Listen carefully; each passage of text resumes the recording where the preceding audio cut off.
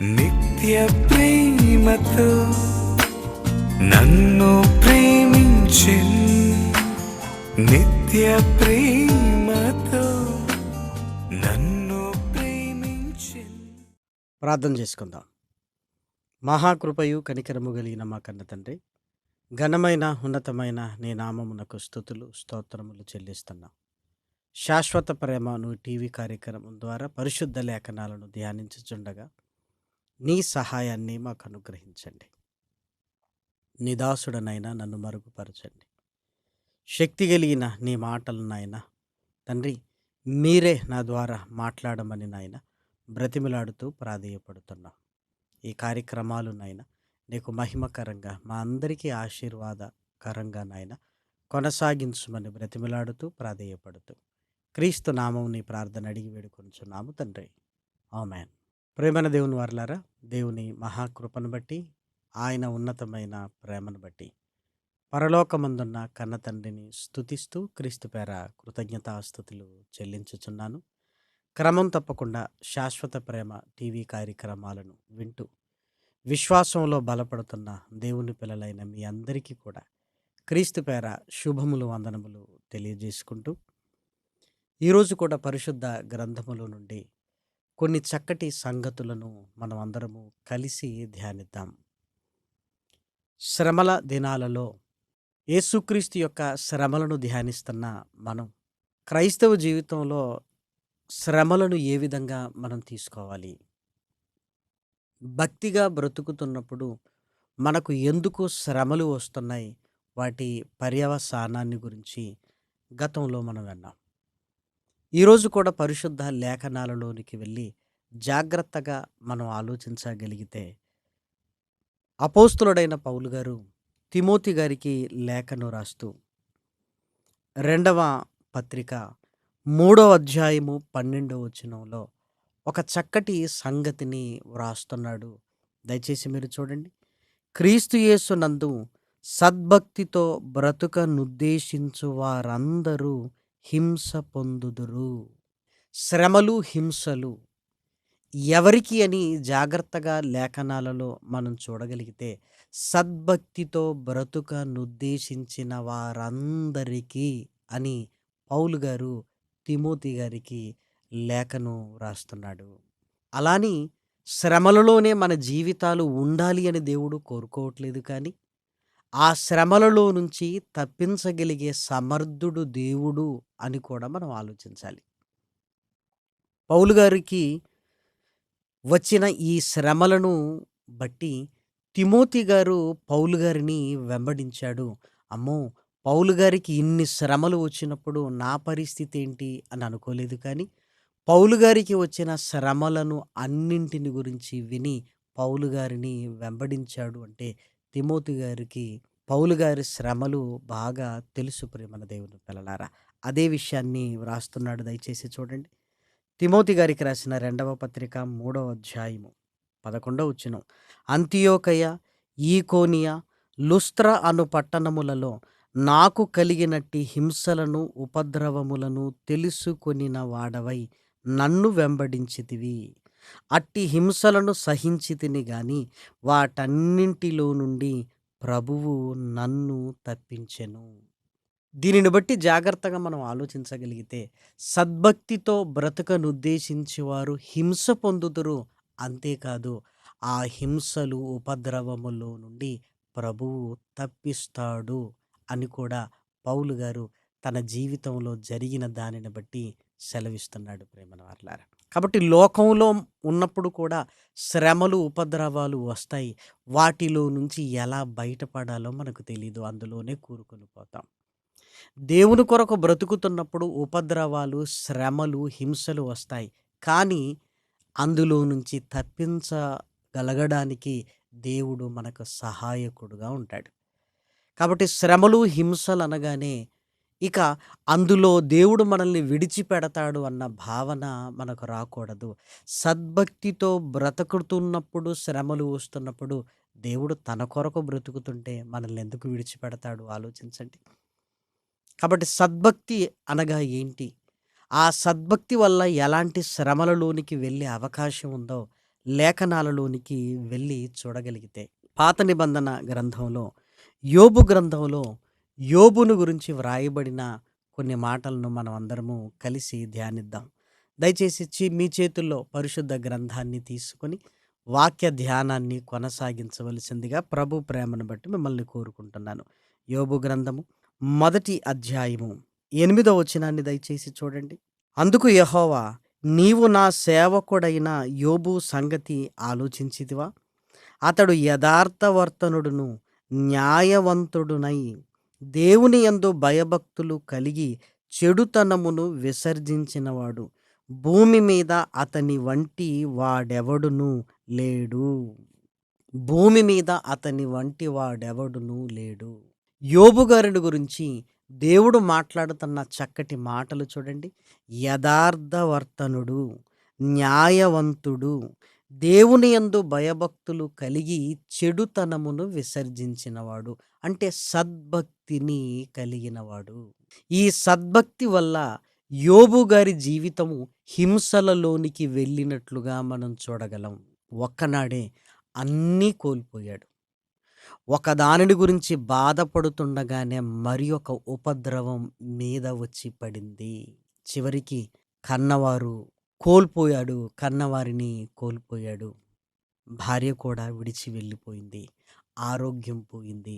ఉపద్రవాలు, హింసలలో యోబు జీవితం వెళ్ళిపోయింది. ప్రియమైన వారలారా, దయచేసి మీరు ఆలోచించగలిగితే యోబు ఎంత సద్భక్తితో బ్రతికితే ఇన్ని హింసలు వచ్చాయి అని జాగ్రత్తగా ఆలోచించగలిగితే అసలు యోబు గారు ఎంత చక్కగా దేవుని కొరకు బ్రతికాడో మనం ఆలోచించాలి. దేవుడు ఈ మాట అంటున్నాడంటే ఊరికే కాదు కదా. మరి యోబు గారు బ్రతికినట్లుగా ఎక్కడుంది అని జాగ్రత్తగా లేఖనాలలోనికి వెళ్ళి మనం చూడగలిగితే యోబు గ్రంథము 29వ అధ్యాయము మొదటి వచనాన్ని ముందుగా చదువుకుందాం. యోబు ఇంకొకసారి ఉపమాన రీతిగా ఇట్లనెను, పూర్వకాలమున నున్నట్లు నేనున్న ఎడల ఎంతో మేలు. దేవుడు నన్ను కాపాడుచుండిన దినములలో ఉన్నట్లు నేనున్న ఎడల ఎంతో మేలు. అంటే దేవుని కొరకు తాను ఎలా బ్రతికాడో, ఆ సందర్భాలలో దేవుడు ఎలా తోడై ఉన్నాడో ఆ జ్ఞాపకాలలోనికి వెళ్ళి చెబుతున్నాడు. ఇక్కడ యోబు సద్భక్తిని తెలిపే అనేక సందర్భాలు మనకు కనబడుతుంటాయి. ప్రియమైన వారలారా, 12వ వచనాన్ని చూడండి.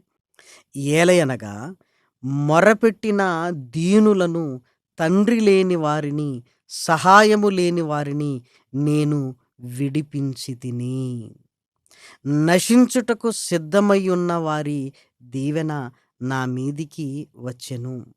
విధవరాండ్ర హృదయమును సంతోషపెట్టి తిని. యోబు గారి యొక్క సద్భక్తి, నీతిమంతుడు, యథార్థవర్తనుడు, భయభక్తులు కలిగి చెడుతనమును విసర్జించినవాడు. ఏమంటే భయము, భక్తి ఉన్నది ప్రేమన వారలారా. భక్తికి నిర్వచనం మనకు తెలుసు కదా. దిక్కులేని పిల్లలను, విధవరాండ్రను వారి ఇబ్బందులలో పరామర్శించుట. ఇక్కడ యోబు గారు కూడా తాను పూర్వపు దినములలో ఈ హింసలలోనికి వెళ్ళక మునుపు తాను దేవుని కొరకు ఎన్ని కార్యాలను చేశాడో తెలుపుతున్న ఈ మాటలను బట్టి సద్భక్తి యోబు గారిలో ఉంది అని మనం గ్రహించగలం. అందులో మొదటిది, తండ్రి లేని వారికి, సహాయము లేని వారిని నేను విడిపించి తిని. చూసారా, దిక్కులేని పిల్లలను ఆదరించడానికి, విడిపించడానికి ప్రయత్నము చేస్తున్నాడు. ప్రేమన వారలారా, దిక్కులేని పిల్లలకు అండగా ఉన్నాడు. తండ్రి లేని పిల్లలను విడిపించాలి అని ఆశపడుతున్నాడు అంటే భక్తికి నిదర్శనం. ప్రేమన వారలారా, విధవరాండ్ర హృదయమును నేను సంతోషపెట్టి తిని అంటున్నాడు.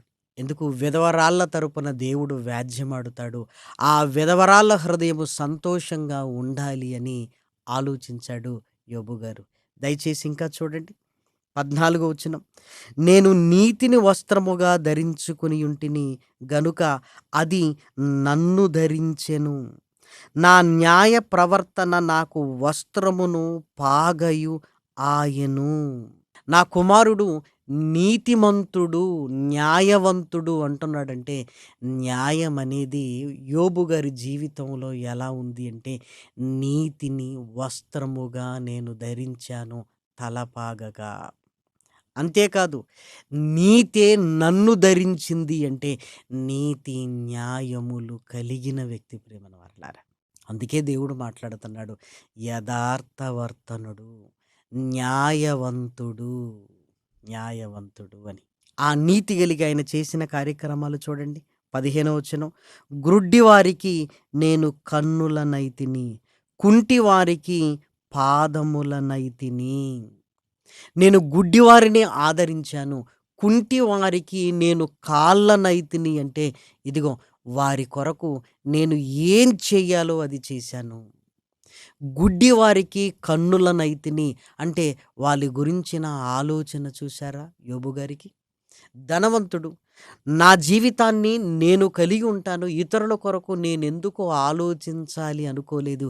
ఈరోజు ధనవంతులు వారి కుటుంబాలను గురించి మాత్రమే ఆలోచిస్తున్నారు. కొన్ని వందల వేల కోట్ల రూపాయలు కలిగి కనీసం పేదవాడి గురించిన ఆలోచన లేని సమాజంలో మనం ఉంటున్నాం కదా ప్రేమన వారలారా. ఒక్కొక్కరి ఆస్తులను మనం చూస్తున్నప్పుడు నిజంగా తరతరాలు తిన్నా తరగని ఈ ఆస్తులు ఒక కుటుంబం దగ్గరే ఉన్నవేంటి అని మనం ఆశ్చర్యపోతుంటాం. కానీ దేవుడు సమానంగా అందరికీ ఇచ్చిన సొత్తు ఒకరి పరమైంది ప్రేమన వారలారా. దేవుడు ఒకరికి ఎందుకు ఇస్తున్నాడు అంటే, తన పిల్లలను గురించి ఆలోచించాలి అని నీకు నాకు కలిగిన స్థితిని ఇస్తున్నాడు. యోబు గారు నాకు కలిగింది కదా అనుకోవట్లేదు. ఇదిగో గుడ్డివారికి నేను కన్నులనయ్యాను, కుంటివారికి నేను పాదములనయ్యాను అంటే, వారిని గురించి నేను ఆలోచిస్తున్నాను అంటున్నాడు. ఇంకా చూడండి 16వ వచనం, దరిద్రులకు తండ్రిగా ఉంటిని, ఎరుగని వారి వ్యాజ్యమును నేను శ్రద్ధగా విచారించి తిని, దుర్మార్గుల దవడ పండ్లను ఊడగొట్టి తిని, వారి పళ్ళలో నుండి దోపుడు సొమ్మును లాగివేసి తిని. దుర్మార్గులు అన్యాయంగా తీసుకుంటున్న సొత్తును వారి దగ్గర నుంచి లాగివేసి ఎవరికి ఇవ్వాలో నేను వారికి ఇచ్చాను. చూసారా ప్రియమైన దేవుని పిల్లలారా. ఇంకా చూడండి 21, మనుషులు నాకు చెవియొగ్గి నా కొరకు కాచుకొనిరి, నా ఆలోచన వినవలనని మౌనముగా ఉండిరి. నేను మాటలాడిన తర్వాత వారు మారు మాట పలుకకుండిరి, గుత్తులు గుత్తులుగా నా మాటలు వారి మీద పడెను. 24, వారు ఆశారహితులై ఉండగా వారిని దయగా చూచి చిరునవ్వు నవ్వి తిని, నా ముఖ ప్రకాశము లేకుండా వారి ఏమియూ చెయ్యరైరి. నేను వారికి పెద్దనై కూర్చుండి వారికి మార్గములను ఏర్పరిచి తిని, సేనలో రాజువలెను, దుఃఖించు వారిని ఓదార్చు వాని వలెను నేను ఉంటిని. రాజుగా ఉన్నాను, అలాని దుఃఖించు వారితో నేను కూడా దుఃఖపడుతూ వారిని ఓదార్చాను అంటున్నాడు. యోబు గారి జీవితం చూసారా? తనకు కలిగిన స్థితిని బట్టి దేవుడి యందు భయభక్తులు కలిగి చెడుతనమును విసర్జించాడు. భయభక్తులు యోబు గారి జీవితములో ఉన్నవనుటకు యోబు గారు తన జీవితంలో చేసిన ఈ పనులన్నీ చూస్తున్నప్పుడు నిజంగా చాలా ఆశ్చర్యం కలుగుతుంది కదా.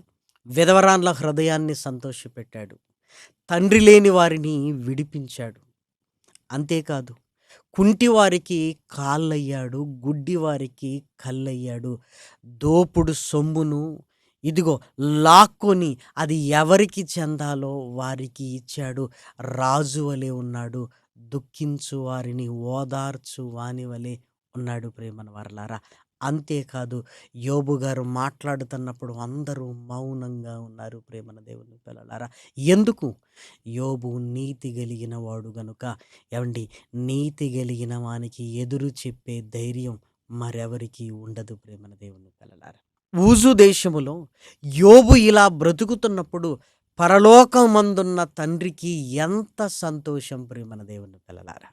అపవాదితో ఆయన మాట్లాడుతున్నాడు, నా సేవకుడైన యోబు సంగతి నువ్వు ఆలోచించావా?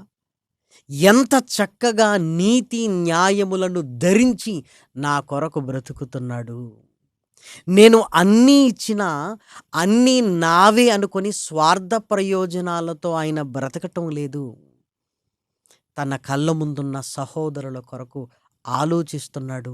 యథార్థవర్తనుడు, న్యాయవంతుడు, భయభక్తులు కలిగి చెడుతనమును విసర్జించినవాడు. డబ్బున్న వాడికి చుట్టూ పాపపు పనులు, పాపపు ఆలోచనలు, పాపపు కార్యక్రమాలలోనికే వెళతారు.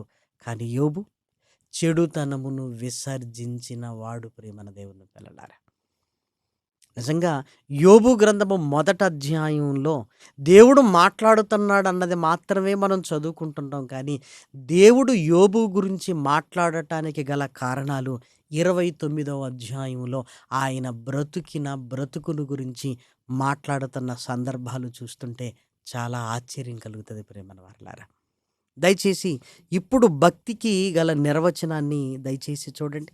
యాకోబు గారు రాసిన పత్రిక మొదటి అధ్యాయము 27వ వచనం. తండ్రి అయిన దేవుని ఎదుట పవిత్రమును నిష్కలంకమునైన భక్తి ఏదనగా దిక్కులేని పిల్లలను విధవరాండ్రను వారి ఇబ్బందిలో పరామర్శించుటయు ఇహలోక మాలిన్యము తన కంటకుండా తన్ను తాను కాపాడుకొనుటయునే. ఇప్పుడు యోబు జీవితంలో దయచేసి ఇవి చూడండి. దిక్కులేని పిల్లలను ఆదరించారు, విధవరాండ్ల సంతోషానికి కారకుడయ్యాడు. అంతేకాదు, పాపము తనలోనికి రానివ్వలేదు, నీతి న్యాయములు కలిగి బ్రతికాడు. ప్రేమన దేవుని పిల్లలారా, ఇలా బ్రతుకుతున్నందుకు, సద్భక్తి కలిగి ఉన్నందుకు నిజంగా హింస పొందుకున్నాడు. ప్రేమన వారలారా, ఏం జరిగిందో ఒక్కసారి చూద్దామా? యోబు గ్రంథము మొదటి అధ్యాయంలో వ్రాయబడిన మాట చూడండి. 14వ వచనం. ఎద్దులు నాగలి దున్నుచు గాడిదలు వాటి సమీపమున మేయుచుండగా షేబాయీయులు వాటి మీద పడి వాటిని పట్టుకొని పోయి ఖడ్గముతో పనివారిని హతము చేసిరి. జరిగినది నీకు తెలియజేయుటకు నేను ఒక్కడనే తప్పించుకుని వచ్చియున్నానెను. అతడు ఇంకనూ మాట్లాడుచుండగా మరి ఒకడు వచ్చి దేవుని అగ్ని ఆకాశము నుండి పడి గొర్రెలను పనివారిని రగులబెట్టి కాల్చివేసెను. దానిని నీకు తెలియజేయుటకు నేనొక్కడనే తప్పించుకుని వచ్చి ఉన్నానెను. అతడు ఇంకనూ మాట్లాడుచుండగా మరి ఒకడు వచ్చి కల్దీలు 3 సమూహములుగా వచ్చి ఒంటెల మీద పడి వాటిని కొనిపోయి ఖడ్గము చేత పనివారిని చంపిరి. నీకు దాన్ని తెలియజేయుటకు నేనొక్కడనే తప్పించుకుని వచ్చి ఉన్నాను. తరువాత అతడు ఇంకనూ మాట్లాడుచుండగా కుమారుల కుమార్తెల మరణ వార్తను విన్నాడు. ప్రేమన వారలారా, ఇంకేముంది? ఉపద్రవాలు ఆయన మీద పడ్డాయి. పిల్లలను కోల్పోయిన యోబు హింసలలోనికి వెళ్ళాడు. ఎందుకో తెలుసా? సద్భక్తి కలిగిన వారు హింస పొందుదురు అని వ్రాయబడింది లేఖనాలలో. అంతేకాదు, ఆరోగ్యం కూడా పోయింది. ప్రేమన దేవుని పిల్లలారా, ఇలాంటి పరిస్థితులలో ఉన్న చెడుతనము తనలోనికి రానివ్వలేదు. ప్రేమన దేవుని పిల్లలారా, దేవుడు యోబు గురించి మరలా మాట్లాడుతున్నాడు. చూడండి, ఇవన్నీ సంభవించిన తర్వాత 2వ అధ్యాయము 3వ వచనం. అందుకు యెహోవా, నీవు నా సేవకుడవైన యోబు సంగతి ఆలోచించితివా? అతడు యథార్థవర్తనుడును న్యాయవంతుడునై దేవుని యందు భయభక్తులు కలిగి చెడుతనమును విసర్జించినవాడు. భూమి మీద అతని వంటి వాడెవడును లేడు. ఇవన్నీ కలుగక మునుపు దేవుడు ఏ మాట అయితే యోబును గురించి మాట్లాడుతున్నాడో, ఇవన్నీ జరిగిన తర్వాత కూడా యోబును గురించి అదే మాట మాట్లాడుతున్నాడు. ప్రేమన దేవుని పిల్లలారా, గాడిదలు పోయాయి, గొర్రెలు పోయాయి, ఒంటెలు పోయాయి. అంతేకాదు, కుమారులు కుమార్తెలు మరణించారు. అయినప్పటికీ అదే మాట్లాడుతున్నాడు. అంటే శోధనలు మనిషిని కృంగదీయకూడదు. దేవుని కొరకు మరింత రోషముగా పట్టుదల కలిగి నిలబెట్టాలి. ప్రేమన దేవుని పిల్లలారా, అప్పుడు దుష్టుడు ఇంకా శోధిస్తున్నాడు. హింస ఏం చేస్తున్నాడో తెలుసా? ఒళ్ళంతా భయంకరమైన కురుపులను పుట్టించాడు.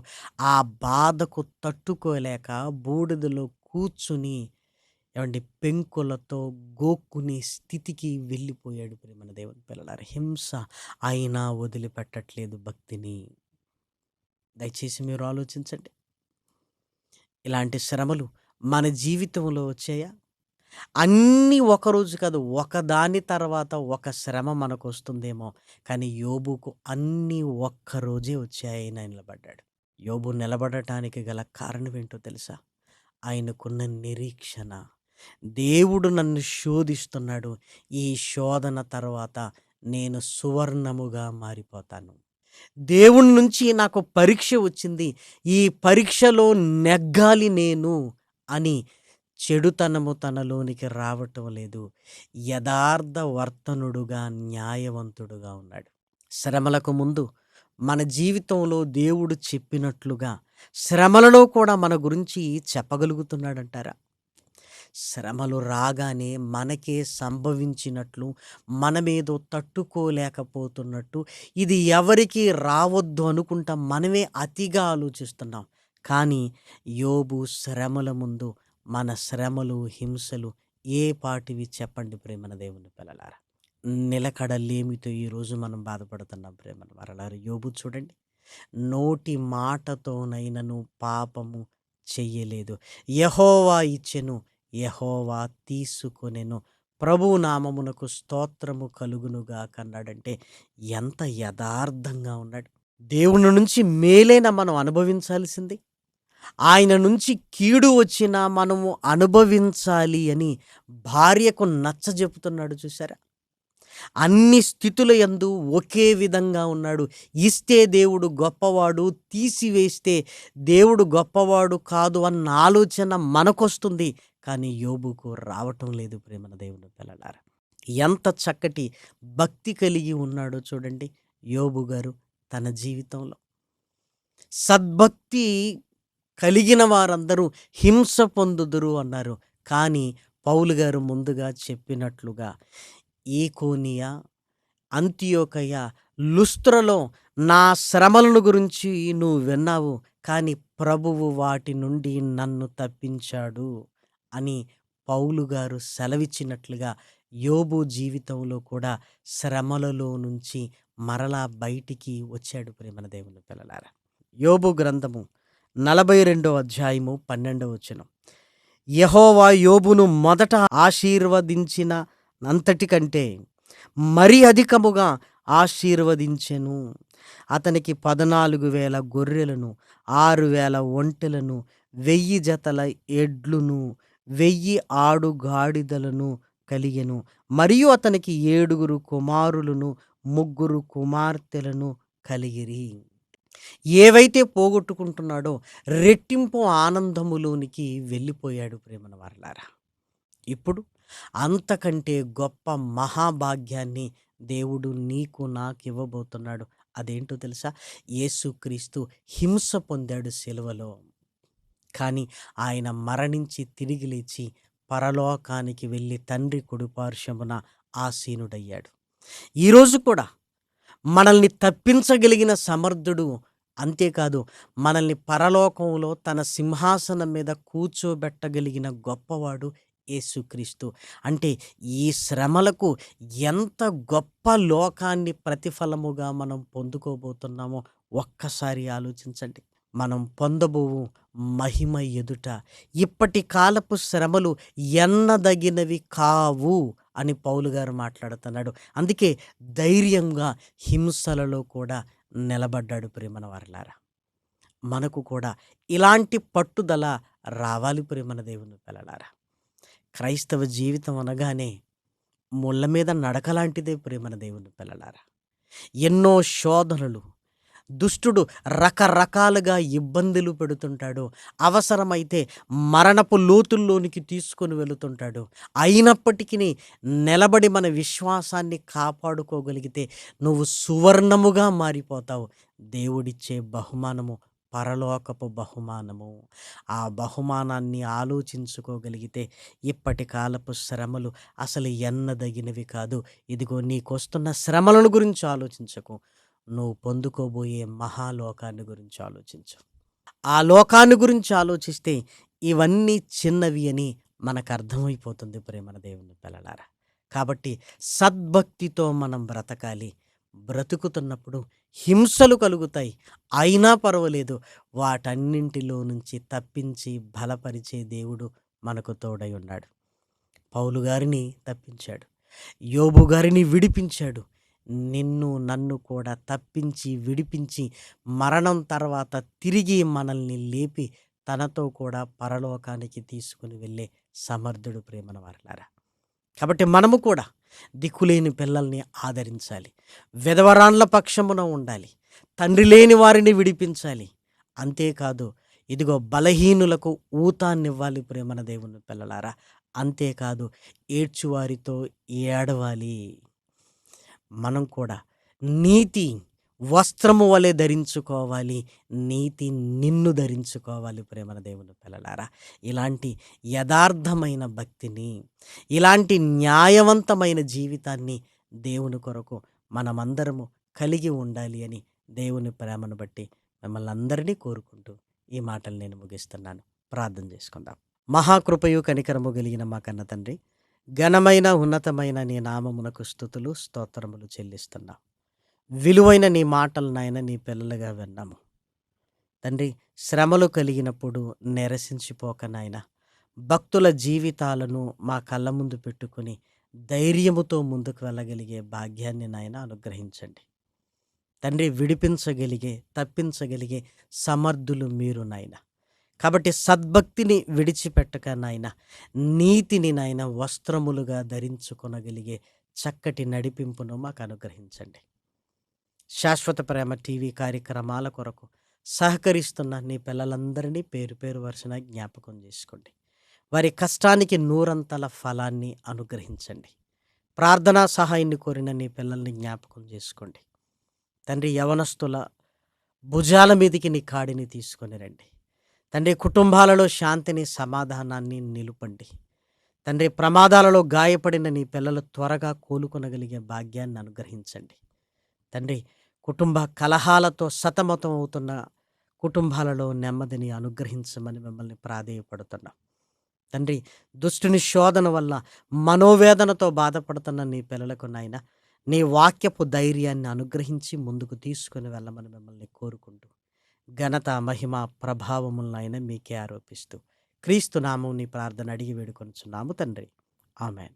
పరమ తండ్రి అయిన దేవుని ప్రేమయు, కుమారుడైన యేసు క్రీస్తు కృపయు, పరిశుద్ధాత్మ యొక్క అన్యోన్యమైన సహవాసము ఇప్పుడును ఎల్లప్పుడును సదాకాలము మనందరికీ తోడైండునుగాక.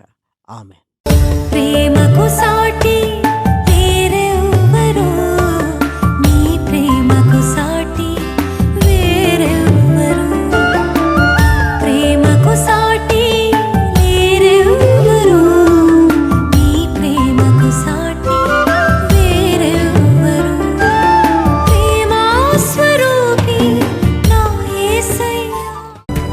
స్వార్థం లేనిది ప్రేమ, అన్నీ ఓర్చును ప్రేమ. గంభం లేనిది ప్రేమ, అపకారమునే మరచును ప్రేమ. ఉప్పొంగని గుణమే ప్రేమ, కోపం నిలుపదు ప్రేమ.